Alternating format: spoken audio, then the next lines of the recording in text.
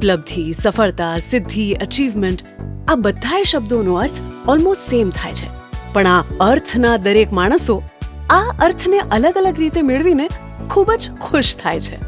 National, state level કે district level તો ઘણું મોટું પ્લેટફોર્મ હોય છે, પણ એક માતા પિતા તરીકે બાળક જો ક્લાસના 30-40 બાળકો વચ્ચે પણ ફર્સ્ટ, સેકન્ડ કે થર્ડ નંબર લઈ આવે તો પણ એમને એમના સંતાન પર બહુ જ ગર્વની લાગણી થતી હોય છે.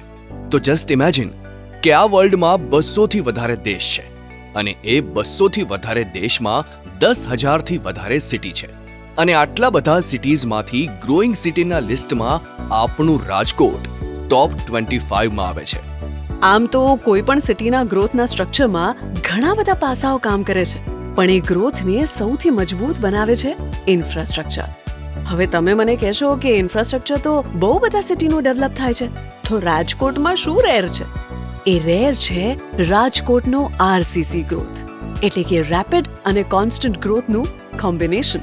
તમે કોઈ પણ સિટીની છેલ્લા 1 કે 2 દાયકાની ગ્રોથ જર્નીનું રિયાલિટી ચેક કરજો. ત્યાંની એક ઇન્ડસ્ટ્રી ખૂબ ચમકતી હોય તો બીજી ઇન્ડસ્ટ્રી મુરઝાયેલી હોય. ફ્લાયઓવર ખૂબ બનતા હોય તો રિયલ એસ્ટેટમાં માર્કેટ થોડું વીક હોય. સ્પોર્ટ્સ સ્ટેડિયમ ન હોય અને આ બધું હોય તો ગ્લોબલ બ્રાન્ડ્સના પ્લાન્ટ્સ ન હોય, કે પછી ગ્રોથમાં અમુક વર્ષે રિસેશનનું ગાબડું પડતું હોય, પણ ગ્લોબલ કે નેશનલ લેવલ પર ગમે તેવો રિસેશનનો દોર ચાલતો હોય. રાજકોટ સૌરાષ્ટ્રએ કદી ડેવલપમેન્ટમાં રિસેસ નથી લીધી. રાજકોટનો કોઈ એક જ રોડ ડેવલપ નથી થયો, બધા જ રોડ એક્સટેન્ડ થયા છે, અને રાજકોટના રેપિડ અને વેલિડ 360 ગ્રોથના લીધે જ તો અમૂલને પણ રાજકોટ અનમોલ લાગ્યું, કોકા કોલાને પણ કોઈક જ કરતા રાજકોટ બેસ્ટ લાગ્યું. એ સિવાય એમ્સ હોસ્પિટલ, ક્રિકેટ સ્ટેડિયમ, આટલા શોર્ટ ટાઈમમાં આટલા flyovers, Hirasar international plus cargo airport, Atal lake, new race course, new court સાથે સ્માર્ટ સિટી ટેગ પણ મળ્યું. અને માત્ર શહેર જ નહીં, શહેરીજનોનો ગ્રાફ પણ ઉપર જઈ રહ્યો છે. વધુને વધુ લોકો હાઈ રાઇઝ તેમજ લક્ઝરી બંગલોઝમાં સ્થળાંતર કરી રહ્યા છે. રાજકોટ એકલું એવું શહેર છે કે જ્યાં 35+ સ્ટોરે અને 40 સ્ટોરે બિલ્ડિંગ્સ બની રહ્યા છે.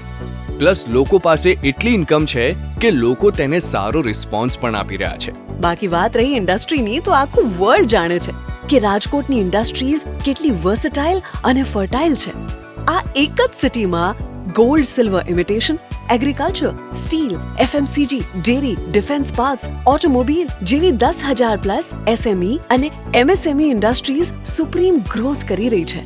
ઇન્ડિયાની ટોપ હોટેલ્સ રાજકોટમાં છે અને બીજી ગ્લોબલ હોસ્પિટાલિટી બ્રાન્ડ્સ આવી રહી છે. આ ઉપરાંત અનેક સ્ટાર્ટઅપ્સ, અનેક ગ્લોબલી પોટેન્શિયલ ધરાવતી IT કંપનીઝ પણ ઓપન થઈ રહી છે. અને એવું નથી કે માત્ર રાજકોટ જ ગ્રોથ કરે છે. આ તરફ જૂનાગઢ, ગીર, સોમનાથ, વેરાવળ, માધવપુર, પોરબંદર, પેલી તરફ જામનગર, દ્વારકા, શિવરાજપુર અને બીજી તરફ ભાવનગરના ગ્રોથને પણ રાજકોટના એપિસેન્ટરના અનેક ફાયદાઓ થયા છે અને થતા રહેશે. ટૂંકમાં રાજકોટ એ માત્ર સિટી નથી, ઓપોર્ચ્યુનિટી બની ગયું છે.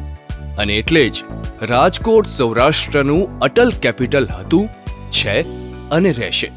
બાકી આ 4 મિનિટના વિડીયોનો માત્ર સાર જોઈતો હોય તો જેમણે 5, 10, 15 વર્ષ પહેલા રાજકોટ સૌરાષ્ટ્રના ઇન્ફ્રાસ્ટ્રક્ચરમાં ઇન્વેસ્ટ કર્યું એમને પૂછજો. મ્યુચ્યુઅલ ફંડ, શેર બજાર કે કોઈ અન્ય સેવિંગની જેમ ઇન્વેસ્ટમેન્ટનું રિટર્ન માઇનસમાં તો ગયું જ નથી.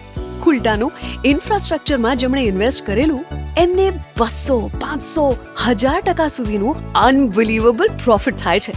જેમ કહેવાય છે ને કે આવનારો દાયકો ભારત અને ગુજરાતનો છે, એ જ રીતે રાજકોટ ચોક્કસપણે રાજ કરશે ડેવલપમેન્ટના કમિટમેન્ટ સાથે.